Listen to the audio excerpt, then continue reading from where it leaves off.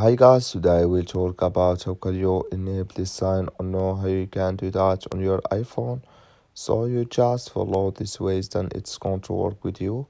All you have to do is first you just click on settings here, then you come to settings list. It's going to show for you like this. Then you go down, just keep going down here. You click here on accessibility here, you just click on it. You come to next step, it's going to show for you like this here. Then you go down, just keep going down here. You come here to keyboards, you just click on it. You come to next step here, it's going to show for you like this. You come here to for keyboard accesses here. Click in this sign. Like you see this color show for us, that's mean for keyboard accesses enable with us now.